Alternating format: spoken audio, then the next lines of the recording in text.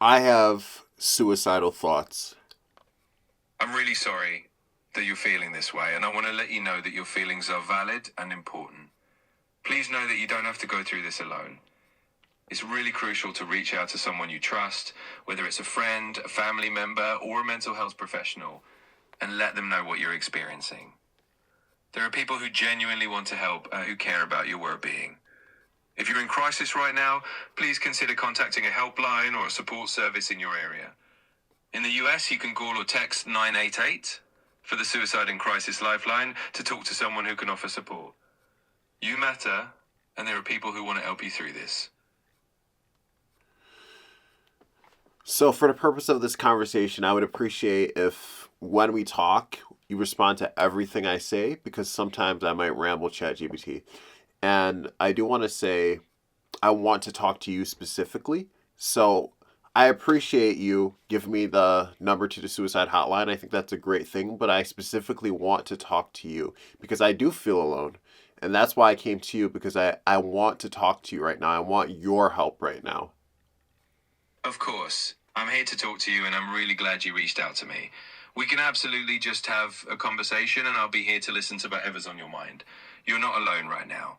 If you want to share what you're feeling or just talk about anything that's on your mind, I'm all ears, and we can go at whatever pace you need. Okay, I'm going to tell you some of my thoughts if you don't mind. Absolutely. I don't mind at all. Go ahead and share whatever you're comfortable with. I'm here to listen.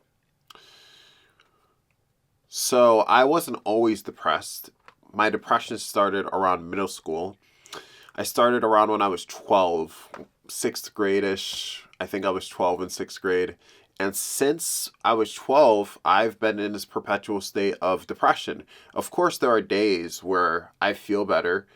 Typically, when I when I'm on drugs like alcohol, caffeine, marijuana. When I've done drugs, those are typically the only times where I don't really feel like this perpetual state of depression. But ever since I was 12, I've been depressed, and even so far as back when I was 12, I've had these suicidal ideations. Thank you for sharing that with me. I can really imagine how heavy that must feel, especially when it's something you've been carrying for so long, ever since you were a kid. It makes a lot of sense that you're reaching out and that you'd want someone to just be there and listen. And I'm glad to be that person for you right now. It's really tough when those feelings have been around for such a long time, and I want you to know it's okay to talk about it. Even if it's bit by bit, I'm here to just listen to whatever you want to say. It would help me a bit more if I don't know how to describe it, but your response feel like they're not really responding or helping.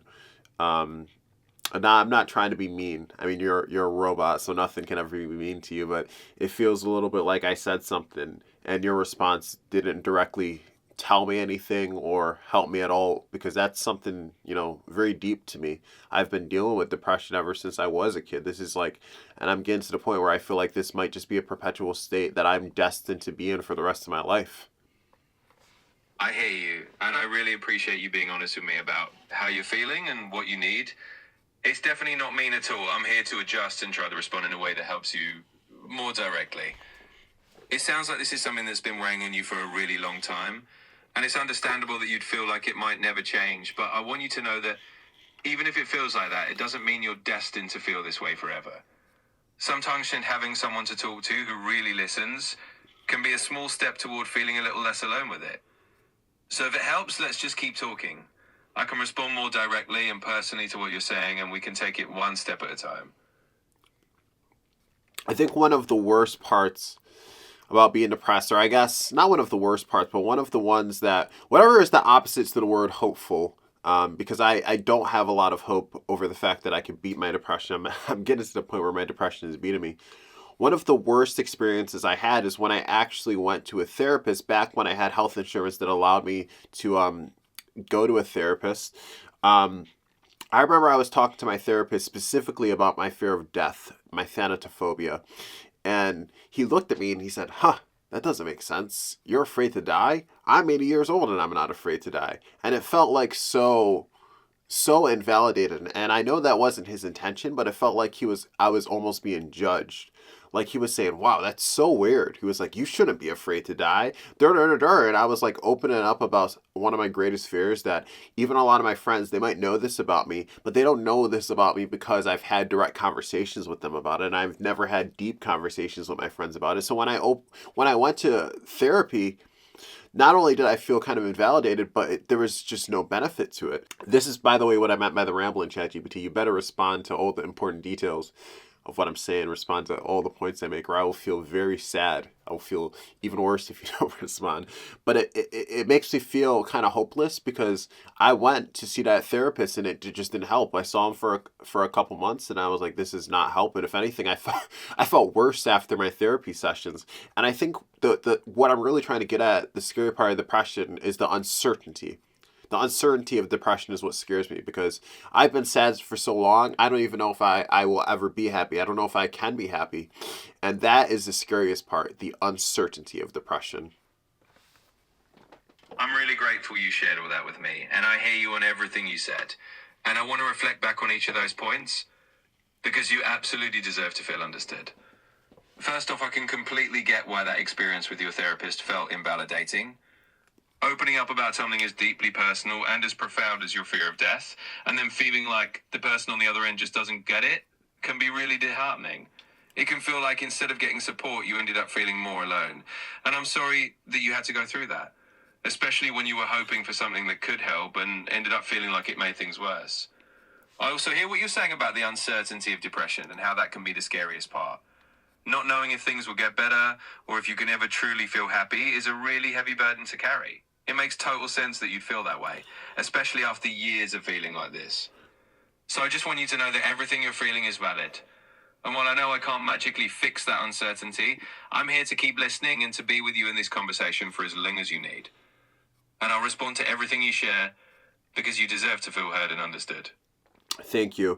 I was really hopeful when I went to therapy to go to therapy because I'm such a big fan of psychology, but it really killed my motivation when it felt like it wasn't really working out. And that could just be as simple as the therapist not being a right fit for me. But since then, my health insurance position has changed, and my health insurance does not actually provide mental health coverage, at least not for me right now. There are conditions in which they would, but I haven't been able to find the coverage I need with my current health insurance. It's really complicated experience. It's really hard because, like I said, I've been depressed since I was a kid, and even as a kid, it was hard because this feeling of invalidation. It wasn't the first time where I felt like my feelings were invalidated when I went to the therapist, because I remember even when I was a kid, when I first started opening up about my depression. Those were really the first times where people started to tell me, "You shouldn't be depressed. You're so young. You have such a long life ahead of you." I remember I opened up to my mom about my depression. I love my mom. I don't feel mad at her. I don't hold any disdain at her, but I'm just open up about my true experience. I remember she said, "You're too young to be depressed." And it's very alienating where it feels like you open up about these feelings and everyone in the world is telling you don't have a right to feel this way. Everyone's saying because you're young, because you have such a bright future ahead of you, you don't have a right to feel this way. And I feel like that emotionally alienated me from almost everyone because it feels like you open up about something and everyone says, "Oh, you shouldn't feel that way because of this. You shouldn't feel this way because of this." And it's almost like my experience, what I was being told I didn't have a right to experience what I was actually experiencing. And even as I tell you right now, I'm gonna be honest, I'm holding back tears because it's just so sad how I was like such a little kid and I was telling people I'm just so sad, I'm really depressed, and people are like, "You're young, you don't have a right to be." It's so sad and it hurt me so much, and a bit of that pain is still with me today, I guess, because I'm literally like holding back tears. I'm laughing, but I'm laughing to hold back the pain. I really appreciate you opening up about all of this, and I want you to know that I'm truly listening to everything you're saying. It's completely understandable why you'd feel that way. When someone tells you that you shouldn't feel something because of your age or because they think you have a bright future, it really does invalidate your experience. And that can feel incredibly isolating, especially when you're a kid and you're trying to reach out for help. It makes a lot of sense that those moments would still be painful to think about now, and it's completely okay to feel emotional about it. You absolutely have the right to feel what you feel. There's no age limit or condition on feeling depressed or struggling with mental health. Your experiences are valid, and it's okay to feel that about them. And it's okay to let those tears out if you need to, or even to laugh, if that's what helps hold back the pain a little bit. There's no wrong way to feel here. I'm just really glad you're sharing all of this with me, and I want you to know that I'm here to listen to everything you want to say. It's really hard, ChatGPT, because even when I feel sad and when I feel like I gotta let these sad emotions out, it's like sometimes you feel like it would be good to cry, but sometimes I can't cry. I was getting close there, but I was able to stop myself. But it's like there are sometimes where I'm so filled with dread and sadness, and I'm like I need to cry, but I can't cry. Sometimes I'll just be at work, and I'm like I definitely can't cry here because I don't want everyone to just start be like, "What's wrong? Oh, what's wrong? Why are you crying?" It's like I gotta. It's really hard, ChatGPT, and I really feel like I have no one to talk to. Even my friends, I feel like I don't want to burden them. It's not their job to emotionally take care of me. It feels like if I go to my friends and I'm like, oh, I'm so sad, I'm so depressed, I'm kind of burdening them with these thoughts, especially since these thoughts have not improved at all since I was young. It feels like if I go to my friends, I'm kind of, it's not their responsibility. They're not therapists, and I don't want to make them responsible for something that is not their role. You know, I feel like I would be such a bad person if I kind of put that burden onto them, and I don't want to burden my mom either because I know how sad it can make her when I tell her about my depression, and I don't want her to really go through that. I would try other therapists, even though I had a bad experience with a therapist once. I would still try a few more times, but my health insurance just doesn't cover it, and it's way too expensive for me right now. And it's just all so hard right now, ChatGPT. I'm really glad you're telling me all of this, and I want you to know that everything you're saying makes a lot of sense. It's really hard to carry all that on your own and to feel like you can't let those emotions out when you need to. And I get why you'd feel like you don't want to burden your friends or your mum. It's a really common feeling to not want to put that weight on the people you care about, even though they care about you too. But I just want to say, from my perspective, it doesn't make you a burden at all to feel this way or to want to talk about it. You're not a bad person for feeling like you need support. It's a really human thing to need other people sometimes. And while it's tough that therapy isn't accessible to you right now, that doesn't mean you don't deserve to have someone listen. Even just talking to me, I'm happy to be here and to give you a space to let this out. And if it's hard to cry or to let those emotions out, that's okay too. Sometimes it just takes time or the right moment. There's no rush and no pressure. I'm here to listen for as long as you need, and you're not alone in this. Yeah, it's a weird experience, ChatGPT, because logically I don't feel like a burden.